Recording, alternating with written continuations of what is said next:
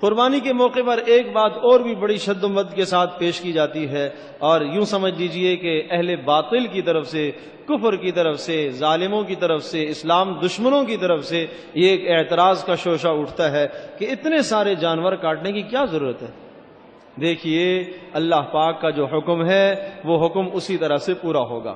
مثال کے طور پر قربانی کا جو مقصد بتایا ہے وہ تقوی کا حاصل ہونا ہے۔ ایک ہے ثواب کا پا لینا اور ایک ہے مقصد کا پا لینا، دونوں چیزیں علیحدہ علیحدہ ہیں۔ آپ نے یہ حدیث سنی ہوگی کہ اگر ایک آدمی اپنے ماں باپ کی زیارت پیار اور محبت سے کرتا ہے تو اسے حج اور عمرے کا ثواب ملتا ہے۔ صحابہ نے پوچھا اللہ کے رسول اگر 2 بار کرے تو آپ نے فرمایا 2 کا ثواب ملے گا۔ کہا اگر 3 بار کرے تو کہا 3 کا ثواب ملے گا۔ کہا اللہ کے رسول اگر 100 بار کرے تو فرمایا 100 بار ثواب ملے گا۔ تو اس کا یہ معنی ہرگز نہیں ہے کہ ایک آدمی نہ حج کرنے جائے نہ عمرہ کرنے جائے، وہ ماں باپ کی زیارت کر کے ہی ثواب حاصل کر رہا ہے، وہ کہے مجھے تو ثواب مل رہا ہے۔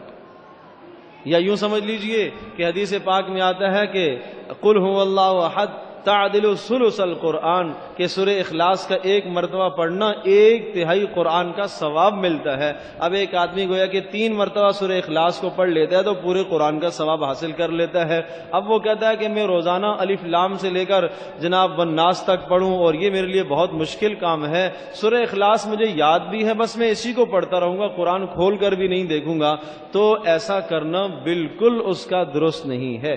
کیوں؟ اس لیے ایک ہے چیز کی ثواب کا حاصل کرنا اور ایک ہے مقصد کا حاصل کرنا۔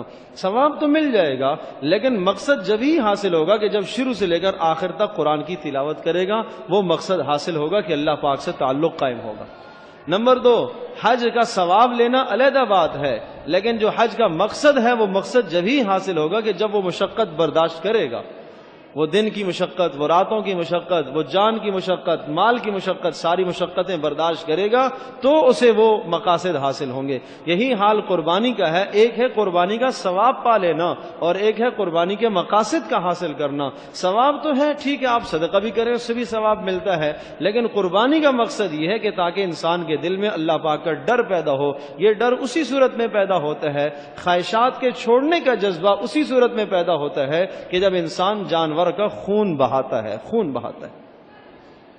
اب آپ کہیں کہ جناب خون بہانا یہ تو جانوروں کا خون بہانا، مفسرین نے لکھا ہے کہ جو آدمی یہ اعتراض کرے کہ جناب یہ خون بہانا تو درست نہیں ہے، جانور کا خون کیوں بلا وجہ کسی ذی روح کا خون بہا رہا ہے، تو ارشاد فرمایا جو آدمی یہ کہے گا وہ اللہ تبارک و تعالیٰ کے فیصلے پر اعتراض کر رہا ہے۔ کیوں؟